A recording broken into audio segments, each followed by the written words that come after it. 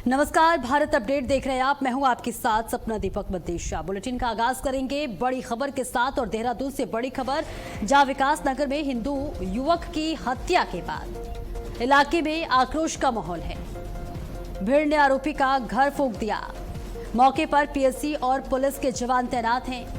आरोपी के घर चला बुलडोजर। लोगों के प्रदर्शन के बाद हुई बुलडोजर की बड़ी कार्रवाई।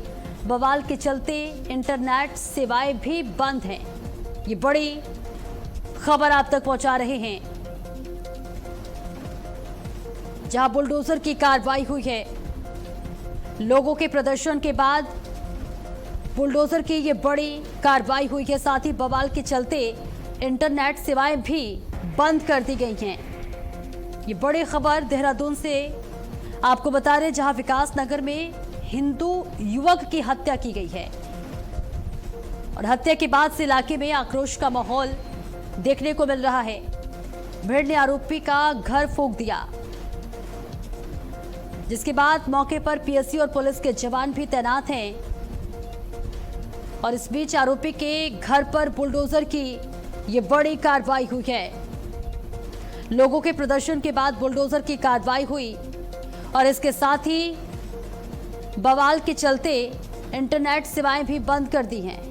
तो पूरा मामला आप तक पहुंचा रहे हैं देहरादून से, जहां एक युवक की हत्या कर दी गई है।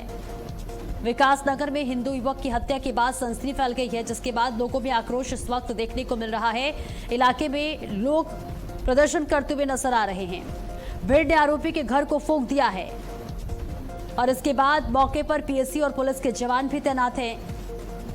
और इसके बाद ध्वस्तीकरण की ये बड़ी कार्रवाई की है। बुलडोजर से ये बड़ी कार्रवाई की गई है। पीला पंजा चला और देखिए तस्वीर आप तक पहुंचा रहे हैं, जहां आरोपी के घर पर बुलडोजर चला है।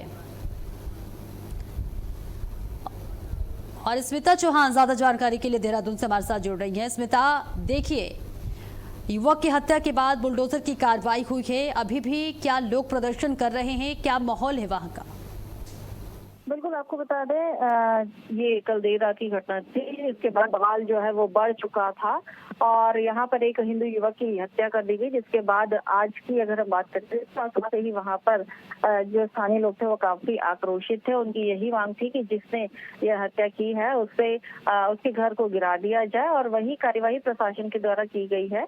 और इस वक्त की अगर बात की जाए तो अभी भी स्थिति वहाँ पर थोड़ी सी तनावपूर्ण है। हालांकि बुलडोजर की कार्यवाही जो है वो लगातार जारी है। वहाँ पर लगातार बुलडोजर से घर को गिराया जा रहा है। जितने भी आरोपी, जानकारी मिली है कि सिर्फ 26 से 30 जो थे अज्ञात लोग वो शामिल है और वहां पर उनके घरों को गिराने की जो कार्यवाही है वो लगातार की जा रही है। यहाँ पर पुलिस फोर्स पूरी तरह से तैनात है। एसपी, डीएम सभी लोग यहाँ मौजूद हैं। साथ ही पीएससी की जो टुकड़ियां हैं वो यहाँ पर तैनात कर दी गई हैं स्थिति को काबू में करने के लिए, क्योंकि जनता जो है वो काफी आक्रोशित है और उन्हें संभालने के लिए इस वक्त जवानों की जरूरत है। और उसी स्थिति को काबू में रखने के लिए पीएससी की पूरी जो जवान है वो यहाँ मौजूद है और लोगों को शांत करने की कोशिश की जा रही है। जी बिल्कुल, देखिए बताया जा रहा है हिंदू युवक की हत्या की गई है। क्या वजह रही थी इसके पीछे? देखिए, शुरुआती जांच में अभी ये पता चला है कि जो विनोद कश्यप, जिस युवक की हत्या हुई है, उसका इम्तियाज जिसने हत्या की है, तो उसके बाद पैसों को लेकर विवाद पहले चल रहा था और उसके बाद ये विवाद पानी की बात पर आता है, जहां पानी की बात को लेकर एक मामूली झगड़े ने हाथापाई का रूप ले लिया था और उसके बाद इस हाथापाई ने जो है उस युवक की हत्या हो जाती है। कई लोग उसके घर घुसते हैं, उसको मारते हैं, पत्थरबाजी वहां होती है और इसका सीसीटीवी फुटेज भी सामने आता है, जिसके बाद जिन लोगों ने ये कृत्य को अंजाम दिया है उन्हें चिढ़ाया जा रहा है और उन्हें लगातार ढूंढने की कोशिश की जा रही है। तो शुरुआती में जांच की बात की जाए तो शुरुआती बात यही सामने आई है कि पैसों को लेकर ये मामला था, लेकिन उसके बाद ये मामला पानी पर पहुंचा। पानी को लेकर विवाद हुआ और विवाद इतना बढ़ गया कि वहां पर युवक की हत्या कर दी गई। हालांकि पुलिस ने आरोपियों को पकड़ने के लिए टीम गठित कर दी है और स्थिति को काबू में करने के लिए और पीएससी और पुलिस के जवान सभी लोग तैनात हैं। और इस पूरे मामले में कितने आरोपी शामिल हैं और साथ ही ये भी बताइए कि पीड़ित के परिजनों की मांग क्या है? देखिए, अभी तक जो सामने आया है, अज्ञातों में अभी तक 26 से 27 लोग हैं जिनके खिलाफ ये मामला दर्ज किया गया है और उम्मीद की जा रही है कि आंकड़ा बढ़ भी सकता है, लेकिन अभी फिलहाल अगर बात की जाए तो 26 से 27 लोगों के खिलाफ FIR की गई है।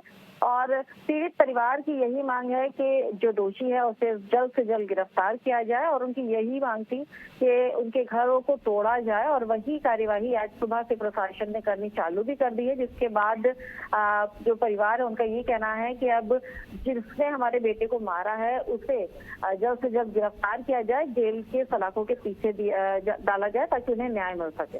बिल्कुल, बहुत बहुत शुक्रिया अस्मिता आपका इस महत्वपूर्ण जानकारी के लिए।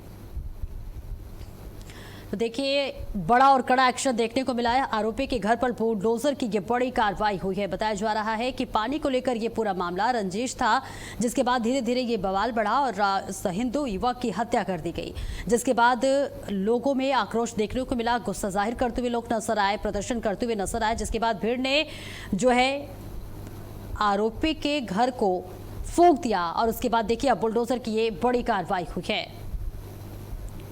और वही मुख्यमंत्री पुष्कर सिंह धामी अपने दौरे के दूसरे दिन चकरपुर स्थित वन चेतना स्टेडियम पहुंचे। यहां बीजेपी कार्यकर्ताओं ने उनका गर्मजोशी से स्वागत किया। मुख्यमंत्री ने स्टेडियम में मौजूद वरिष्ठ नागरिकों और खिलाड़ियों से मुलाकात कर उनका हालचाल जाना, और इसके बाद उन्होंने शक्ति केंद्र और बूथ प्रमुखों की बैठक में भाग लिया और संगठन को मजबूत बनाने पर चर्चा हुई। वहीं मुख्यमंत्री का अगला कार्यक्रम खटीमा के भगचूरी क्षेत्र में आयोजित टिफिन बैठक में है, और ऐसे में जहां वे मंडल अध्यक्षों के साथ संवाद करेंगे और संगठनात्मक गतिविधियों पर चर्चा करेंगे।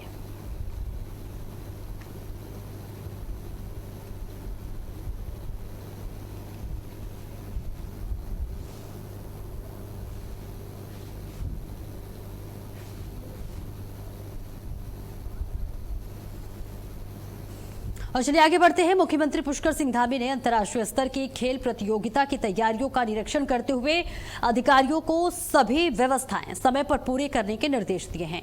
उन्होंने कहा है कि देश विदेश से आने वाले खिलाड़ियों, प्रशिक्षकों और मेहमानों को किसी भी तरह की परेशानी नहीं होनी चाहिए। निरीक्षण के दौरान मुख्यमंत्री ने स्वयं वाटर स्पोर्ट्स गतिविधियों का अनुभव भी लिया।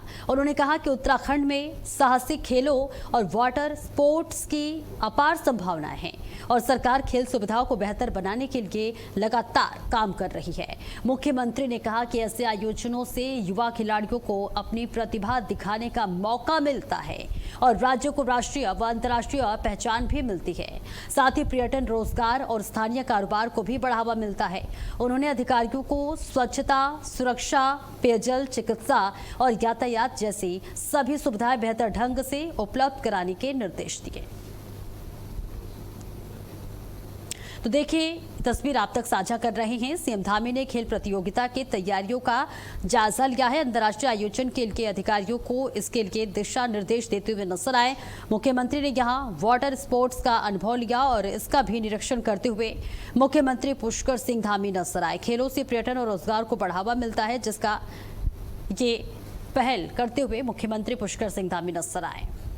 और आगे बढ़ेंगे। देहरादून में प्रधानमंत्री नरेंद्र मोदी के नेतृत्व में केंद्र सरकार के 12 साल पूरे होने के मौके पर स्वच्छता अभियान चलाया गया। इस अभियान के तहत कैबिनेट मंत्री गणेश जोशी ने टपकेश्वर मंदिर परिसर में सफाई अभियान में भाग लिया। उन्होंने बीजेपी कार्यकर्ताओं के साथ मिलकर मंदिर परिसर और तमसा नदी के आसपास इकाई की सभी सफाई की और लोगों को स्वच्छता का संदेश दिया। गणेश जोशी ने कहा कि स्वच्छता केवल सरकारी कार्यक्रम नहीं बल्कि जन भागीदारी से जुड़ा एक सामाजिक संकल्प है। उन्होंने कहा कि स्वच्छ वातावरण से ही स्वस्थ समाज का निर्माण होता है। साथ ही उन्होंने लोगों से अपने आसपास सफाई बनाए रखने और स्वच्छ भारत अभियान को सफल बनाने में योगदान देने की अपील की है। तो देखिए, मंदिर परिसर और तमसा नदी की यहां पर सफाई हुई। कैबिनेट मंत्री गणेश जोशी ने श्रमदान किया और इसके साथ ही लोगों से भी अपील की। बीजेपी कार्यकर्ताओं ने इस अभियान में बढ़ चढ़कर हिस्सा लिया। तस्वीरें आप तक साझा कर रहे हैं। गणेश जोशी ने कहा कि स्वच्छता केवल सरकारी कार्यक्रम नहीं बल्कि जन भागीदारी से जुड़ा एक सामाजिक संकल्प है। उन्होंने कहा कि स्वच्छ वातावरण से ही स्वस्थ समाज का निर्माण होता है और साथ ही उन्होंने लोगों से अपने आसपास सफाई बनाए रखने और स्वच्छ भारत अभियान को सफल बनाने में योगदान देने की अपील की। ये तस्वीर आप तक साझा कर रहे हैं, जहां गणेश जोशी ने सफाई अभियान का एक उदाहरण पेश किया और उन्होंने बताया कि ये कोई सरकारी कार्यक्रम नहीं होता, इसमें सभी को बढ़ चढ़कर आगे आना चाहिए, क्योंकि स्वच्छ भारत बनेगा तभी जब आप सफाई पर खास ध्यान देंगे। टपकेश्वर मंदिर में यहाँ विशेष स्वच्छता अभियान चलाया गया। और वही राज्य में लोकायुक्त के आदेश अध्यक्ष और सदस्यों की नियुक्ति की प्रक्रिया को आगे बढ़ा दिया गया है। इसके लिए राज्य सरकार ने एक खोजबीन समिति यानी सर्च कमेटी का गठन किया और ये फैसला उत्तराखंड लोकायुक्त अधिनियम 2014 के तहत गठित चयन समिति की बैठक में लिया गया। 5 सदस्यीय ये समिति लोकायुक्त के अध्यक्ष और सदस्य पदों के लिए योग्य लोगों के नामों का पैनल तैयार करेगी। यही आपको बता दें कि समिति के अध्यक्ष सेवानिवृत्त न्यायमूर्ति आलोक वर्मा बनाए गए हैं और उनके साथ पूर्व मुख्य सचिव इंदु कुमार पांडे, सुभाष कुमार, राधा रतूड़ी और दून के विश्वविद्यालय की कुलपति प्रोफेसर सुरेखा डंगवाल सदस्य के रूप में शामिल हैं। ये समिति योग्य उम्मीदवारों के नाम चयन समिति के सौंपेंगे, जिसके बाद लोकायुक्त के अध्यक्ष और सदस्यों की नियुक्ति की प्रक्रिया आगे बढ़ेगी। तो लोकायुक्त के लिए सर्च कमेटी का गठन किया गया है, जिसका के उदाहरण पेश होता हुआ नजर आ रहा है। 5 सदस्यीय टीमों का, जहां पर न्यायमूर्ति आलोक वर्मा यहां पर समिति अध्यक्ष बने हुए हैं और ये समिति योग्य उम्मीदवारों के नाम चयन समिति को सौंपेगी, जिसके बाद लोकायुक्त के अध्यक्ष और सदस्यों की नियुक्ति की प्रक्रिया आगे बढ़ेगी। तो ये तस्वीर आप तक साझा कर रहे हैं। 5 सदस्यीय समिति तैयार करके नामों का देखिए ये पैनल तैयार किया जा रहा है। न्यायमूर्ति आलोक वर्मा समिति अध्यक्ष बने हैं और इसके साथ ही राज्य में लोकायुक्त चयन प्रक्रिया अब तेज होता हुआ नजर आ रहा है। तो आपको बताते चले कि 5 सदस्यीय यह समिति लोकायुक्त के अध्यक्ष और सदस्य पदों के लिए योग्य लोगों के नामों का जो पैनल है वो तैयार करेगी और समिति के अध्यक्ष सेवानिवृत्त न्यायमूर्ति आलोक वर्मा बनाए गए हैं और उनके साथ पूर्व मुख्य सचिव इंदु कुमार पांडे, सुभाष कुमार, राधा रतूड़ी और दून विश्वविद्यालय की कुलपति प्रोफेसर सुरेखा डंगवाल सदस्य के रूप में शामिल है और यह समिति योग्य उम्मीदवारों के नाम चयन समिति को सौंपेगी, जिसके बाद लोकायुक्त के अध्यक्ष और सदस्यों की नियुक्ति की जो प्रक्रिया है वो आगे बढ़ेगी। और चलिए आगे बढ़ते हैं। रुद्रप्रयाग के जखोली विकासखंड के मेदुनपुर गांव में खेत बचाओ अभियान के तहत कृषक गोष्ठी और किसान वैज्ञानिक संवाद कार्यक्रम का आयोजन किया गया। कार्यक्रम में कृषि मंत्री गणेश जोशी ने किसानों से बातचीत कर उन्हें आधुनिक वैज्ञानिक और प्राकृतिक खेती अपनाने के लिए प्रेरित किया। उन्होंने कहा कि किसानों की आय बढ़ाने के लिए सरकार लगातार काम कर रही है। मंत्री ने बताया कि उत्तराखंड में मिलेट्स और चौलाई से बने लड्डू केदारनाथ और बद्रीनाथ धाम में प्रसाद के रूप में तैयार किए जा रहे हैं, जिससे स्थानीय उत्पादों को बढ़ावा मिल रहा है। उन्होंने कहा कि प्रदेश में 50,000 पॉली हाउस लगाने का लक्ष्य रखा गया है और किसानों को ड्रैगन फ्रूट, कीवी, इसके साथ ही सुगंधित पौधों की खेती के लिए सब्सिडी भी दी जा रही है। मंत्री ने महिला स्वयं सहायता समूहों के कार्यों की सराहना की और अधिकारियों को निर्देश दिए कि रुद्रप्रयाग जैसे जैविक जिले में रासायनिक उर्वरकों की बिक्री करने वालों के खिलाफ सख्त कार्रवाई की जाए।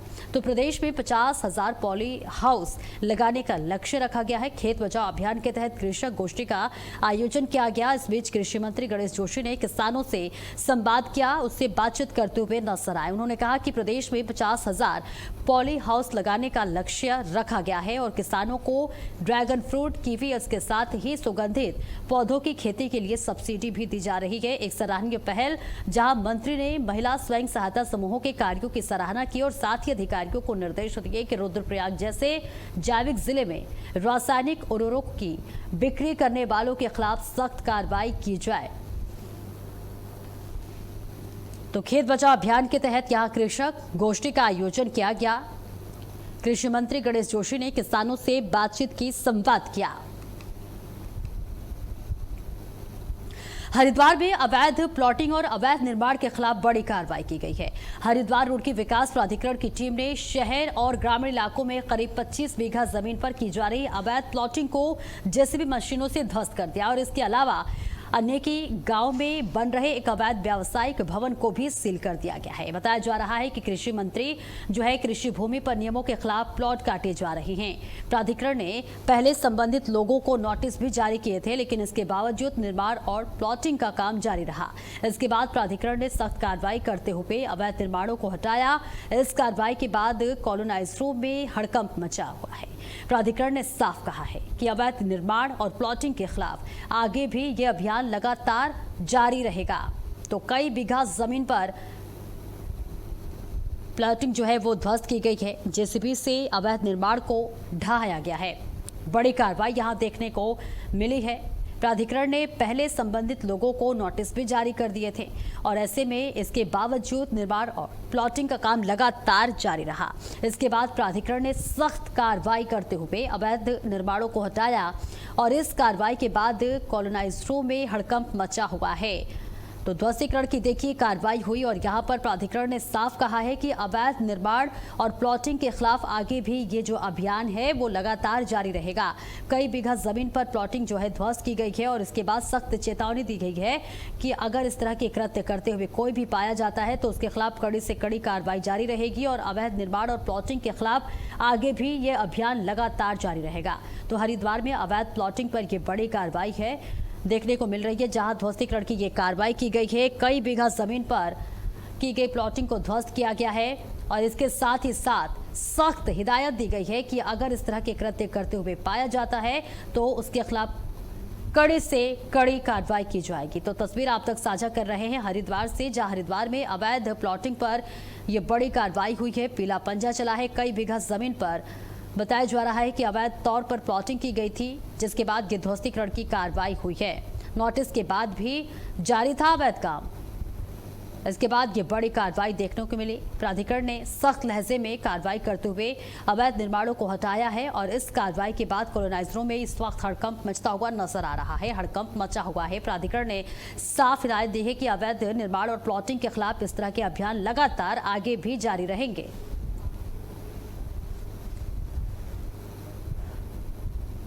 चमोली के थराली में लोगों का लंबे समय से चला आ रहा इंतजार आखिरकार खत्म हो गया है। थराली विधायक भोपाल राम चमटा ने प्राणमती नदी पर बनने वाले मोटर बेली ब्रिज का भूमि पूजन कर निर्माण कार्य का शुभारंभ किया। इस पुल के बनने से थराली, पैनगढ़, देवलगढ़, सूना और थराली गांव के लोगों को थराली बाजार से बेहतर सड़क संपर्क मिलेगा और ये परियोजना पहले ही स्वीकृत हो चुकी थी, लेकिन भूमि विवाद के कारण पिछले 4 वर्षों में काम शुरू नहीं हो पा रहा था और अब निर्माण कार्य शुरू होने से क्षेत्र के लोगों में खुशी का माहौल है। ग्रामीणों और जनप्रतिनिधियों ने विधायक का धन्यवाद किया है। विधायक ने लोक निर्माण विभाग के अधिकारियों को पुल का निर्माण तय समय सीमा के अंदर और पूरी गुणवत्ता के साथ पूरा करने के दिशा निर्देश दिए हैं। तो वो इंतजार जो लगातार किया जा रहा था, इंतजार की घड़ी अब खत्म हो गई है। 5 गांव को अब बेहतर सड़क संपर्क मिलेगा। समय पर निर्माण पूरा करने के निर्देश दिए गए हैं। प्राणमती नदी पर बेली ब्रिज निर्माण शुरू हो चुका है और यह परियोजना पहले ही स्वीकृत हो चुकी थी, लेकिन भूमि विवाद के कारण पिछले 4 वर्षों से काम शुरू नहीं हो पा रहा था और अब निर्माण कार्य शुरू होने से क्षेत्र के लोगों में यहां खुशी का माहौल जरूर देखने को मिल रहा है। ग्रामीणों और जनप्रतिनिधियों ने विधायक का धन्यवाद किया है और विधायक ने लोक निर्माण विभाग के अधिकारियों को पुल का निर्माण इसके साथ ही समय सीमा के अंदर और पूरी गुणवत्ता के साथ पूरा करने के निर्देश दिए हैं, जिससे यहाँ पर खुशी की लहर देखी जा रही है। एक उम्मीद लगातार वर्षों से की जा रही थी और वो उम्मीद अब पूरी होती हुई नजर आ रही है। एक इंतजार जो लगातार किया जा रहा था, वो इंतजार अब खत्म होने वाला है, जहां ब्रिज निर्माण अब काम शुरू हो चुका है।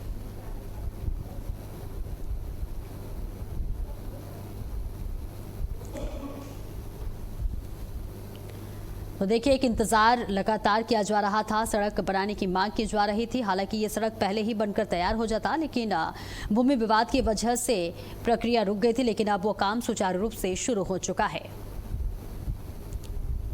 तो 5 गांव को यहां पर बेहतर सड़क संपर्क मिलेगा और इसके साथ ही समय पर निर्माण पूरा करने के निर्देश दिए गए हैं, जिससे गांव वालों की जो उम्मीद थी अब वो पूरी होती हुई नजर आ रही है। 1 सालों का इंतजार लगातार जो गांव वासी कर रहे थे, अब उनके जो इंतजार हैं वो पूरे होने वाले हैं।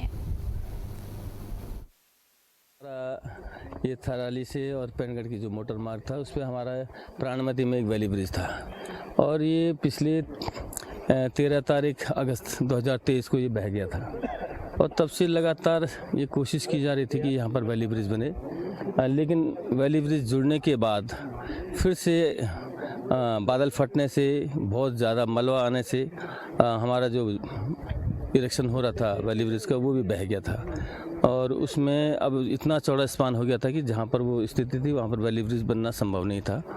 और इसलिए यहाँ पर जहाँ पर बहुत संकरा कम से कम मेरे ख्याल से 50 मीटर स्पान को देखा गया, तो यहाँ पर ये आज मैं तो धन्यवाद करना चाहता हूँ कि इन लोगों ने यहाँ पर इस बात को समझा, लंबे अंतराल के बाद, प्रयासों के बाद आज जो भूमि का जो मामला था वो उसका कहीं।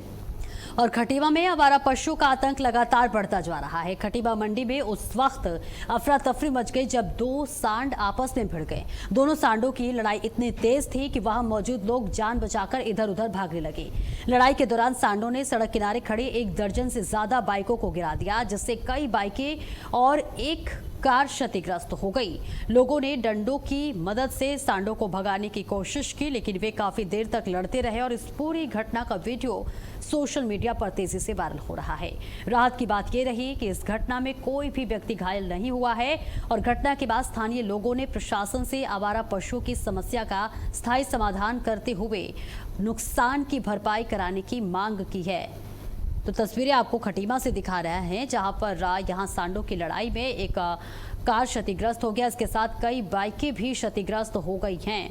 बताते चले कि डंडों से सांडों को भगाने की पूरी कोशिश की गई। 2 सांडों की लड़ाई से यहां अफरा तफरी का माहौल देखने को मिला, हड़कंप मच गया।